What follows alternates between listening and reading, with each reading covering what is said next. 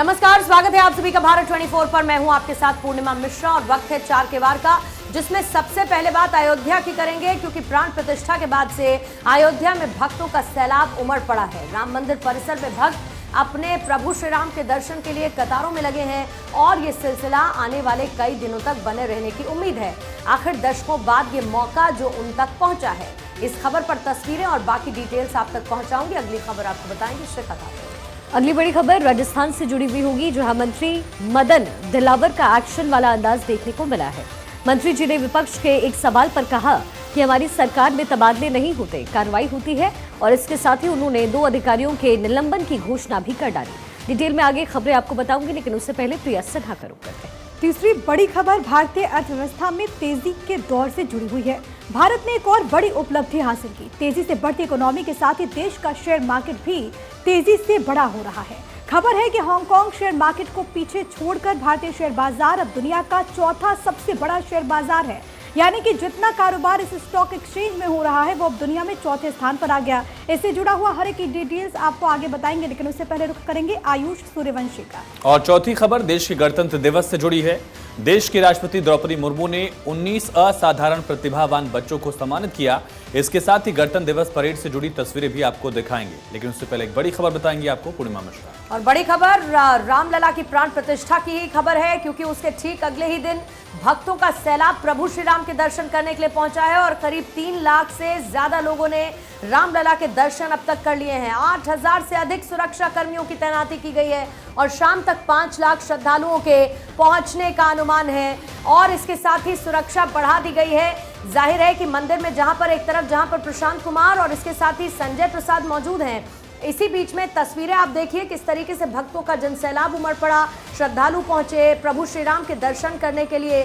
कल ही रामलला की प्राण प्रतिष्ठा हुई है और उसके बाद कल जो आमंत्रित लोग थे उन्होंने प्रभु श्री राम के दर्शन किए। प्रधानमंत्री का संबोधन हुआ। उससे पहले रामलला की प्राण प्रतिष्ठा हुई और शाम को कपाट रात 10 बजे लगभग बंद कर दिए गए थे, लेकिन उसके बाद आज सुबह की आरती हुई और लगातार भक्तों के पहुंचने का सिलसिला जारी है, जो जाहिर है कि एक तरफ प्रशासन के लिए चुनौती भी है, क्योंकि बड़ी संख्या में श्रद्धालु पहुंच रहे हैं प्रभु श्री राम के दर्शन करने के लिए। अब तक 3 लाख लोगों ने दर्शन कर लिए हैं। शाम तक ये आंकड़ा 5 लाख तक जा सकता है।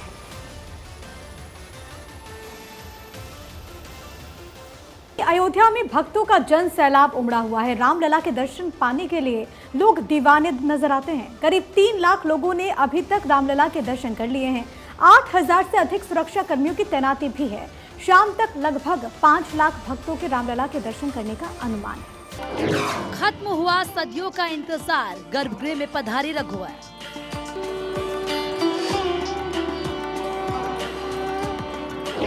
खुल गए मंदिर के कपाट, उमड़ा श्रद्धालुओं का सैलाब। पहली आरती, पहला दर्शन, हर तरफ जय श्री राम की गूंज। 5 सदियों बाद 22 जनवरी को भगवान राम अपने गर्भगृह में विराजमान हो गए हैं। रामलला की मूर्ति की प्राण प्रतिष्ठा होने पर पूरे देश में दिवाली जैसा माहौल देखा गया है। लोगों ने अपने घरों में दिए जलाकर यह उत्सव मनाया। अब देशवासियों को इंतजार था 23 जनवरी का, ताकि दुनिया के पालनहार के सामने शीश झुका सके, और इसके लिए आधी रात से ही राम मंदिर के गेट पर लाखों लोगों की भीड़ उमड़ना शुरू हो गई थी। गेट खुलते ही मंदिर परिसर में जाने के लिए भक्तों के बीच आपाधापी मच गई। लोग जय श्री राम के नारे लगाने लगे। भक्तों को उम्मीद है कि जल्द ही उन्हें अपनी आंखों से अपने आराध्य के दर्शन का सुख मिलने वाला है। से रुके दर्शन तो करके जाएंगे, दर्शन तो करके जाएंगे। मैं छोटे बहुत 3 दिन से परेशान हो रहे दर्शन के लिए, लेकिन आज भगवान के चरणों में तो पहुंच ही गए हम। बहुत भीड़ तो बहुत ही है। हाँ, बहुत दिक्कत तो बस, लेकिन इससे बड़ी दिक्कत क्या, हम भगवान के शरणों में पहुंच गए, वो बहुत बड़ी बात है। अब ऐसा है, इंतजार तो सदियों से था, कई 500 वर्ष से ज्यादा समय का इंतजार रहा। और कैसा लग रहा, अगर आप कहेंगे किसी गूंगे को शक्कर खिला दिया जाए, फिर उससे पूछो कि आपको कैसा लग रहा है, वो बोल नहीं सकता है, अभिभूत हो जाता है अंदर से। आज कितना ग्रोथ हो रहा है, कितने बिजनेस है जिसके जितने जन्म में वो लोग नहीं कमा पाए वो ये 1 हफ्ते 10 दिन 1 महीने में कमा लेंगे। तो नॉट ओनली धार्मिक सनातन के धर्म से नहीं, लेकिन बिजनेस पर्सपेक्टिव से भी कितना ग्रोथ आने वाला है वो देखना जरूरी है। भीषण ठंड के बावजूद श्रद्धालु भगवान राम की एक झलक देखने के लिए आतुर हैं। राम मंदिर की ओर जाने वाले जितने भी रास्ते हैं, सभी रास्तों में केवल और केवल श्रद्धालुओं का सैलाब दिख रहा है। भक्तों को कंट्रोल करने के लिए सुरक्षा कर्मियों को परेशानी का सामना करना पड़ रहा है। मंदिर में एंट्री के लिए लंबी कतार है। इस भीड़ को नियंत्रित करने के लिए पुलिस प्रशासन इंतजाम में लगा हुआ है। भारी भीड़ को देखते हुए प्रशासन ने नई व्यवस्था की शुरुआत की है।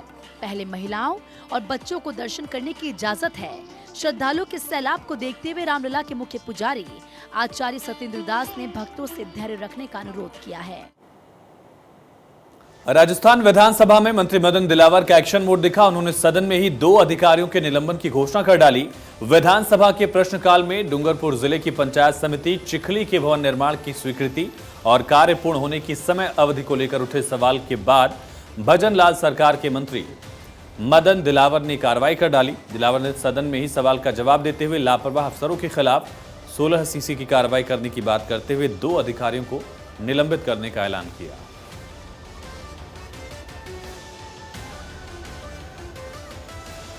दरअसल प्रश्नकाल में बीएपी विधायक राजकुमार रोत ने सवाल पूछा था। डूंगरपुर की पंचायत समिति चिखली के भवन निर्माण से जुड़ा यह सवाल था। भवन निर्माण की स्वीकृति जारी और कार्य पूरा होने को लेकर जो डेडलाइन थी, ये सवाल उनकी तरफ से पूछा गया। इसमें अब तक भुगतान कितना किया गया, काम कितना हुआ उसके माफिक, ये सवाल था। मंत्री मदन दिलावर विभागीय मंत्री थे। उन्होंने इसका जवाब देते हुए निलंबन की घोषणा कर दी और 16 सीसी की कार्रवाई करने की बात कही। जेएन और बीडीओ को निलंबन का निर्देश दिया। फोन लाइन पर हमारे साथ पॉलिटिकल एडिटर अदिति नागर कनेक्ट है। अदिति, क्या मामला था और किस तरह से तुरंत एक्शन मोड दिखा मंत्री का? बिल्कुल, अभी वॉकआउट भी हुआ और आपको बता दें कि विधानसभा में 2 अधिकारियों की निलंबन की घोषणा हो गई है। इस बीच में कांग्रेस विधायकों ने वॉकआउट किया और जो डोटासरा है पीसीसी चीफ, उन्होंने कहा कि जुबान फिसल रही, कहीं कुर्सी न फिसल जाए। आपको बता दें कि विधानसभा में आज प्रश्नकाल के दौरान पंचायती राज मंत्री मदन दिलावर ने 2 अधिकारियों को सस्पेंड करने की घोषणा की। बीएपी विधायक राजकुमार रोत ने एक भवन निर्माण में गड़बड़ी की शिकायत की थी। आपको बता दें, बीएपी जो आदिवासी पार्टी है, वो बीएपी के विधायक है राजकुमार रोत।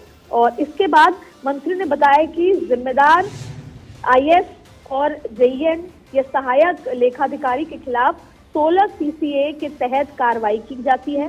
इसके अलावा स्मार्टफोन और बेरोजगारी भत्ते के सवाल पर मंत्री राज्यवर्धन सिंह राठौर ने गोलमाल जवाब दिया और उसके साथ ही राजीव गांधी युवा मित्र हटाने के मामले को कांग्रेस विधायकों ने इस मसले पर वॉकआउट कर दिया। तो तमाम आज एक्शन में नजर आई, चाहे वो भारतीय जनता पार्टी के मंत्री थे मदन दिलावर, तो वहीं कांग्रेस भी वॉकआउट करती नजर आई। और सदन में आज के दिन ही जब शुरुआत हुआ तो हंगामेदार रहा आज की शुरुआत, और इसके साथ एक दूसरे पर आक्रामक दिखे दोनों ही पार्टी। लेकिन इससे पहले की जो तस्वीरें थी उसमें जब सदन से बाहर आते हैं या पिछले 2 दिनों में जब जो भी सदन गए विधायक, तो वो कांग्रेस और बीजेपी में आपसी काफी तालमेल नजर आ रहा था। लेकिन जब सदन शुरू हुआ तो ये तस्वीर सामने आई। सत्र का पहला सवाल हनुमान बेनीवाल की पेपर लीक पर हुई कार्रवाई को लेकर पूछा गया। और आपको बता दें कि वहीं डोटासरा बोलने लगे कि भाजपा विधायकों ने हंगामा किया। उन्होंने कहा कि नाथी का बाड़ा सवाल नहीं कर सकता। तो जवाब और सवाल और एक दूसरे पर आरोप प्रत्यारोप लगते रहे। वहीं राज्यपाल के अभिभाषण पर बहस के दौरान कांग्रेस के प्रदेश अध्यक्ष गोविंद सिंह डोटासरा ने सरकार को घेरा। उन्होंने कहा डबल इंजन की सरकार की बात करने वालों का एक इंजन तो बंद है। उन्होंने कहा कि मुख्यमंत्री बोलेंगे तो जुबान फिसल रही है, कहीं कुर्सी ना फिसल जाए, इसका ध्यान रखा जाए। और उसके बाद अदिति, मंत्री साहब ने ये भी कह डाला है कि ये कार्रवाई करने वाली सरकार है, सिर्फ बात करने वाली नहीं है। बहुत बहुत शुक्रिया आपका जानकारी के लिए। लौटेंगे आपके पास इस खबर पर और ज्यादा डिटेल्स के साथ, लेकिन फिलहाल आगे बढ़ते हैं। राजस्थान में अब अचानक से रेलेवेंट हुआ है सीएस का दफ्तर। जेडीए में सुधांश पंत की कार्रवाई से हुआ है रेलेवेंट। पंत ने आईएएस और 3 विभागीय अधिकारियों को किया एपीओ। राजस्थान में काफी लंबे समय बाद किसी मुख्य सचिव ने दिखाई अपनी पावर। अन्यथा पिछले कुछ वर्षों से सीएम के दफ्तर का विलोप हो गया था सीएमओ में, और ये दफ्तर एक तरह से बन गया था पोस्ट ऑफिस, सीएमओ के आदेशों को एग्जीक्यूट करने वाला दफ्तर। लेकिन आज फिर से लौटी सीएस के पद की धमकी।